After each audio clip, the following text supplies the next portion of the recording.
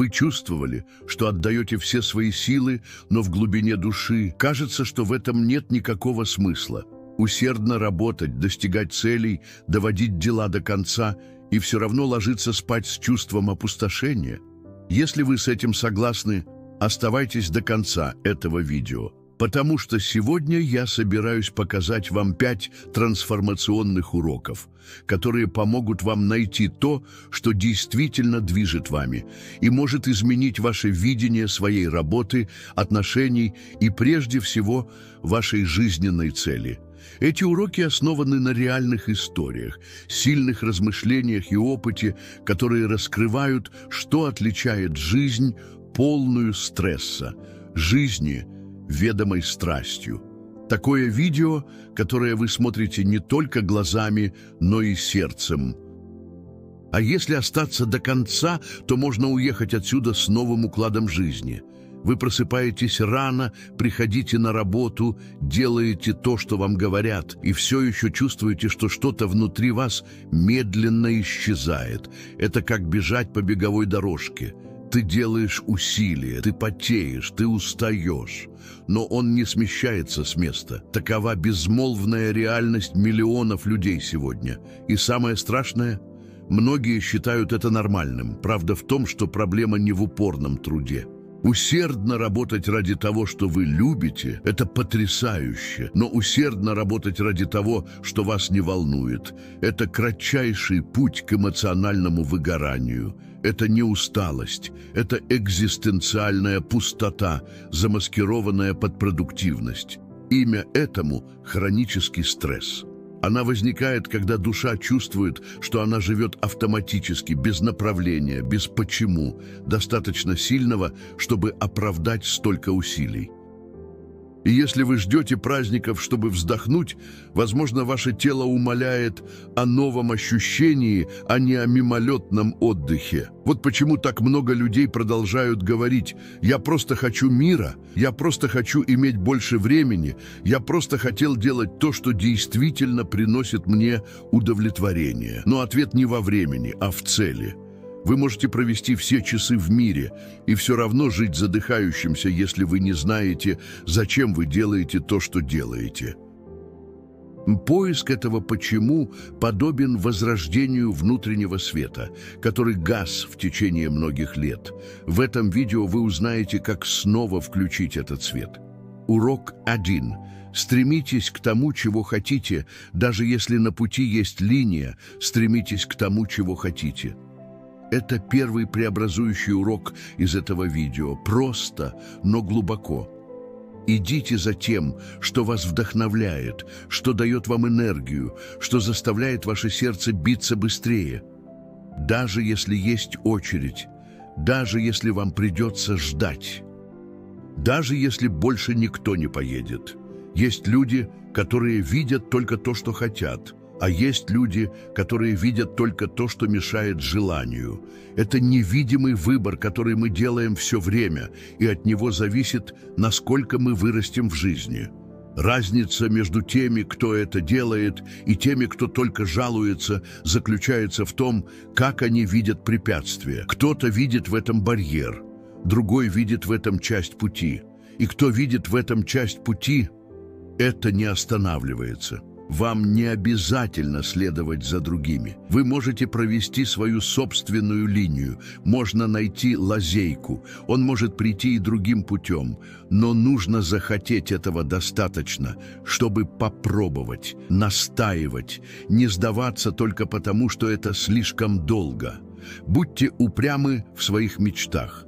Потому что в мире полно людей, которые легко сдаются, и эти люди никогда не узнают, каков на вкус с трудом заработанный рогалик. Многие люди не стремятся к тому, чего хотят, потому что боятся того, что подумают другие. Боязнь попробовать что-то новое и потерпеть неудачу. Боязнь выглядеть смешно, но знаете что? Каждый, кто побеждал в жизни, проходил через это. Разница в том, что они боялись, и они все равно были, потому что они знали, что сиюминутный дискомфорт от того, что они выглядят дураком, был меньше, чем вечное сожаление о том, что так и не попытались. И в этом кроется суровая правда. Пока вы пытаетесь быть совершенным, вы будете продолжать стагнировать. Потому что взросление требует совершения ошибок. Чтобы развиваться, поначалу нужно выглядеть неопытным. А мужество не рождается из уверенности. Она рождается из уязвимости.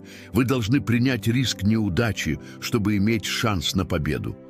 Вам нужно смириться с тем, что вы спотыкаетесь перед другими, если хотите двигаться к чему-то большему. Только те, кто готов выглядеть глупо, могут однажды стать гениальными. Итак, вопрос в том, что бы вы предпочли выглядеть сильным сейчас и оставаться несчастным, или вы предпочитаете рисковать, играть, пробовать, и кто знает, чтобы по-настоящему жить. В этом видео у нас есть еще 4 урока, которые покажут вам, как это сделать наглядно.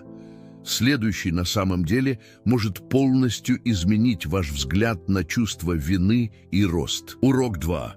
Берите на себя ответственность, особенно когда другие чувствуют, что это их вина. Представьте себе, что вы живете годами, повторяя: «Это виноват мой босс, это система, это кризис, это другие». Это может даже ослабнуть на некоторое время. Но это держит вас в ловушке, потому что до тех пор, пока неисправность внешняя, решение также находится вне вашего контроля. Возьмите на себя ответственность. Это второй преобразующий урок, и это больно. Потому что это заставляет нас заглянуть внутрь себя и сказать: может быть, это был я. Может быть, я был тем, кто принял меньше, чем заслуживал. На этом я и договорился, что я избежал перемен.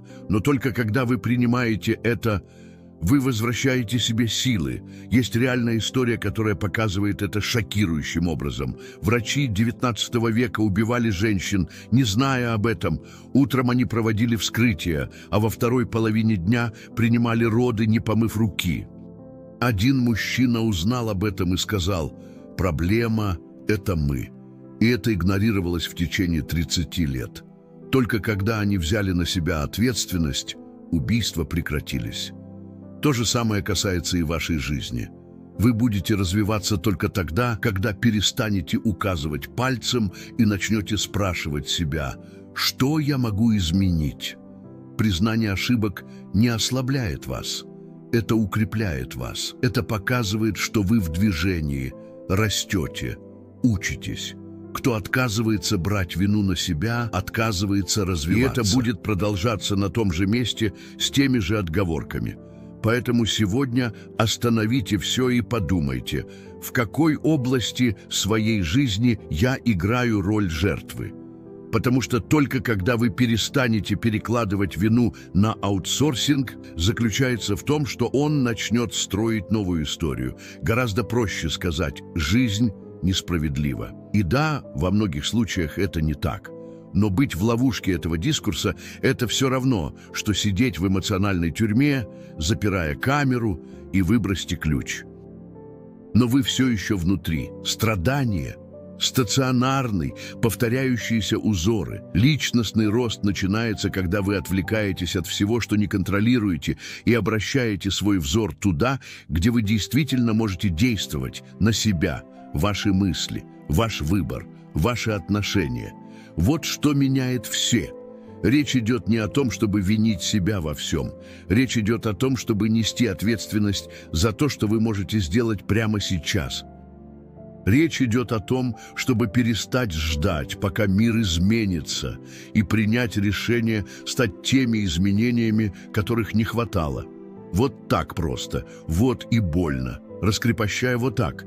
Вы не контролируете токсичного босса.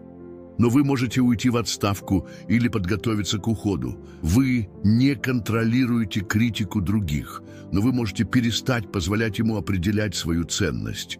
Вы не контролируете прошлое, но вы можете написать другое будущее, начиная с сегодняшнего дня. До тех пор, пока вы продолжаете говорить: «Но я не могу, потому что такой-то и такой-то», вы отдаете свою жизнь в чужие руки, и это в глубине души выбор оставаться в тюрьме. Затем посмотрите в зеркало, сделайте глубокий вдох и скажите себе: «Хватит». Теперь все зависит от меня. Это первый шаг к настоящей свободе. Урок 3. Заботьтесь о других. Истинный лидер рождается, когда кажется, что все потеряно. Считаете ли вы, что мир ценит самых сильных, умных, быстрых? Иногда да. Но реальная жизнь ценит тех, кто готов протянуть руку помощи, даже когда они находятся на земле. И это подводит нас к третьему преобразующему уроку. Заботьтесь о других. На учениях морских котиков физически сильные солдаты почти никогда не проходят обучение. Те, кто кричит больше всех, кто думает, что они сильнее, почти всегда ломаются до половины пути. Мимо проходят те, кто, даже измученный, находит в себе силы помочь своему спутнику по соседству.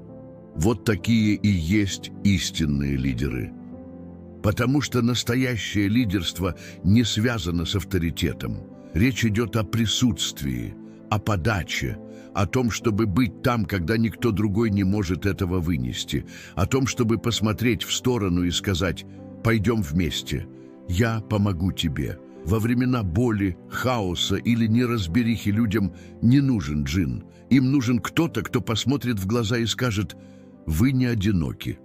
И это признак молчаливых гигантов, которые преображают мир. Помощь другим – это не слабость, это эмоциональная сила на высшем уровне. И чем больше вы развиваете это, тем больше дверей открывается для вас в отношениях, на работе, в жизни. Затем спросите себя, кто сейчас на моей стороне, кто нуждается в помощи, а кого я игнорирую? Ответ на этот вопрос может рассказать о вашем следующем большом скачке в эволюции. Вы когда-нибудь были настолько истощены, что больше не могли мыслить здраво? Так больно, что он просто хотел исчезнуть. Мы все проходили через что-то подобное. Но есть нечто мощное, что может проявиться в эти моменты. Сила продолжать ради кого-то другого, а не для вас. Есть люди, которые находят силы только тогда, когда видят, что они кому-то нужны. Именно тогда вы осознаете, что, несмотря на то, что вы разрушены внутри, вы можете протянуть руку и сказать «Я все еще здесь для вас». Это спасает не только тех, кто рядом с вами. Это часто спасает и вас. Помогать, когда все идет хорошо, легко. Помощь, когда вы находитесь на дне – это грандиозно. И именно это отличает обычных людей от неординарных. Они понимают, что забота о других – это еще и способ исцелить себя. Иногда помощь кому-то – это тот толчок, который вам нужен, чтобы выбраться из ямы. Это способ напомнить себе, что внутри вас все еще есть что-то ценное, что даже упал, вы все равно можете поднять и потянуть кого-то за собой. Так что если вы сейчас на мели, спросите, кому я могу помочь, потому что такое отношение может изменить не только жизнь этого человека, но и его собственную траекторию.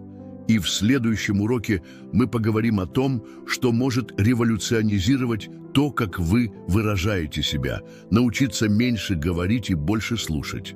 Звучит просто, но мало кто знает, какой силой он обладает. Урок 4. Говорите последними, кто действительно слушает, кто действительно ведет за собой. Мы живем в эпоху, когда каждый хочет иметь свое мнение, где каждый хочет быть услышанным, но почти никто особо не хочет слушать. И в этом заключается 4-й преобразующий урок. Говорите последним. Нельсон Мандела узнал об этом, наблюдая за своим отцом на собраниях племени. Он никогда не был первым, кто высказывал свое мнение. Сначала я прислушался, понимать. Затем он спокойно изложил свое видение. И это была не слабость, а мудрость. Если вы говорите последним, у вас есть 2 гигантских преимущества. Во-первых, каждый чувствует, что его услышали. Во-вторых, у вас есть доступ к большему количеству информации, прежде чем сформировать свое мнение. Результат – вы принимаете более взвешенные решения и больше общаетесь с людьми. И будьте внимательны. Слушать – это не просто молчать в ожидании своей очереди. Слушать значит искренне интересоваться тем, что говорит другой.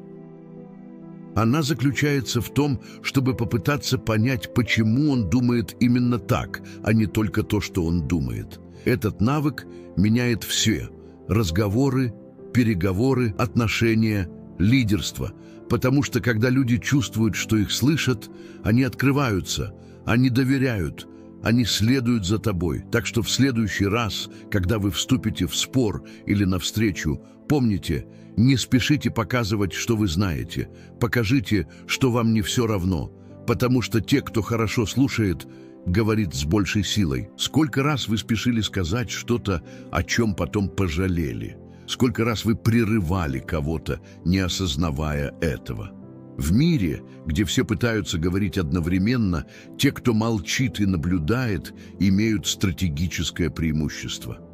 Слишком много говорить – это часто ловушка для эго.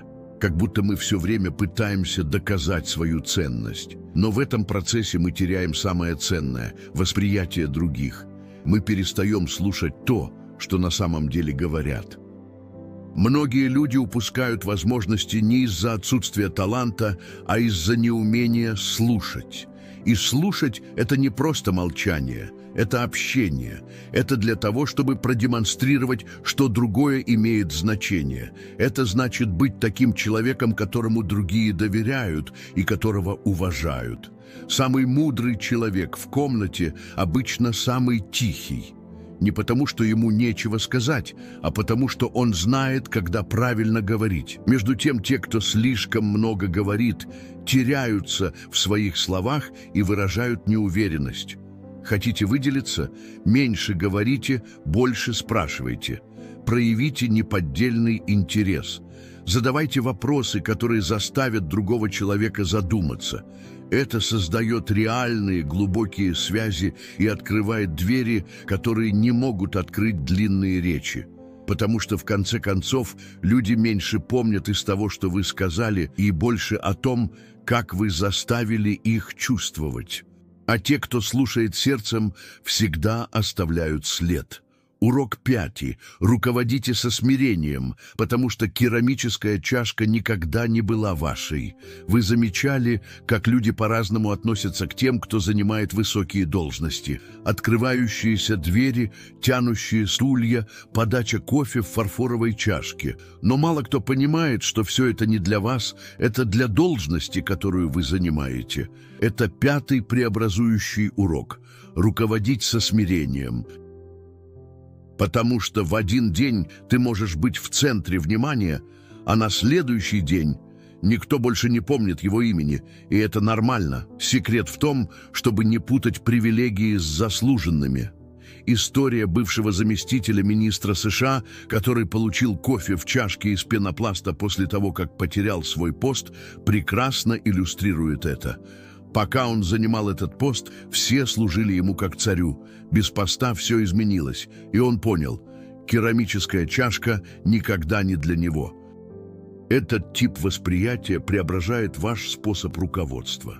Вы начинаете ценить людей больше, чем титулы. Он начинает больше слушать, чем командовать. Он начинает обслуживать больше, чем спрос.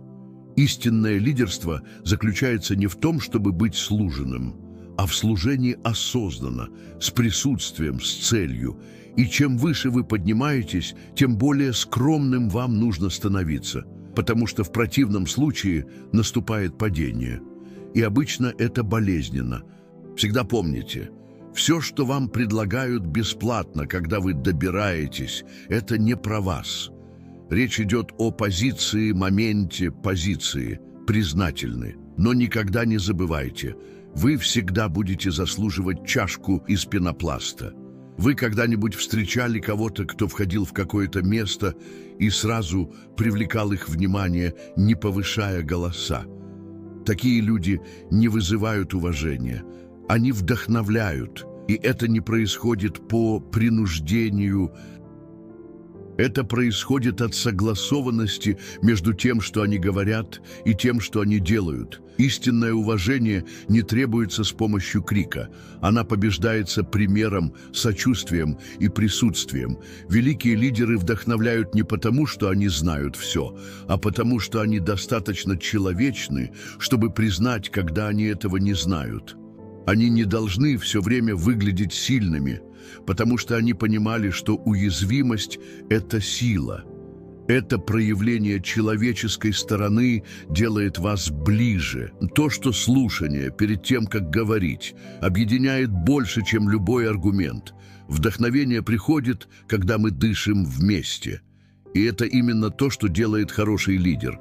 Он создает среду, в которой все дышат вместе, где каждый чувствует себя частью чего-то большего, где никто не является невидимым.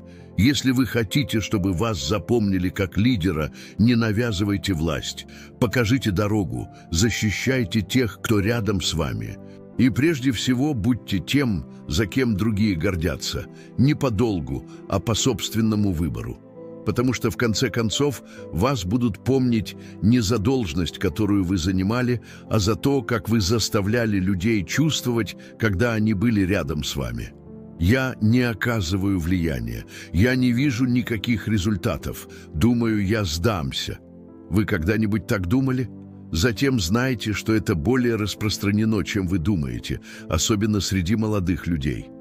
Но есть истина, о которой мало кто говорит. Воздействие требует времени, много времени. Вы находитесь у подножия горы, называемой реализацией. На вершине находится то, что вы хотите чувствовать – цель, радость, уверенность, удовлетворение. Но что делают многие? Он стоит там, глядя на вершину, разочарованный тем, что его еще нет. Но короткого пути нет, есть путешествие, появляется пот. Есть подъем в гору. Вы даже можете ехать быстрее других, но нельзя пропускать путь. А те, кто пытается прыгать, обычно получают травмы и сдаются. Что вам нужно, так это активное терпение, такое, при котором вы понимаете, что процесс идет медленно, но вы все равно продолжаете идти, даже не видя немедленных результатов. Даже когда кажется, что ничего не меняется, воздействие является следствием последовательности. О днях, когда ты появляешься даже уставший, о ночах, когда вы учитесь, даже когда вы хотите спать. О решениях, которые кажутся незначительными, но в долгосрочной перспективе преобразуйте все. Затем дышите, сделайте шаг, потом еще один. И помните, те, кто строит горы, не лезут в спешке. Поднимайтесь спокойно, с сосредоточенностью и с верой. Возможно, сегодня вы все еще чувствуете себя отсталым, видеть, как люди добираются туда, в то время как вы все еще пытаетесь найти свой путь. Но позвольте мне сказать вам кое-что важное. Правильное время не подводит. Но это работает только для тех, кто продолжает. На пути личностного развития нет четкой финишной черты. Вы почувствуете себя потерянным. Он будет сомневаться в себе. Вы захотите остановиться. Но если у вас есть цель, вы не сдадитесь. Сделайте глубокий вдох и двигайтесь дальше. Целевое назначение – это топливо, которое поддерживает работу двигателя даже в темное время суток. И это топливо приходит не извне, а изнутри. Это приходит от знания того, почему вы начали. Вам не нужно быть быстрым, нужно быть твердым. И даже если другие идут быстрее, помните, они не живут своим путем. Они не вы. Ваше время придет. Ваше время придет. Единственное, что нужно обеспечить, заключается в том, что он будет в движении, когда она постучится в его дверь. И теперь, когда вы усвоили эти 5 преобразующих уроков, преследовать то, чего вы хотите, брать на себя ответственность, заботиться о других, быть последним, кто говорит, руководить со смирением – единственный вопрос, который имеет значение. Что вы собираетесь делать с этим, начиная с сегодняшнего дня?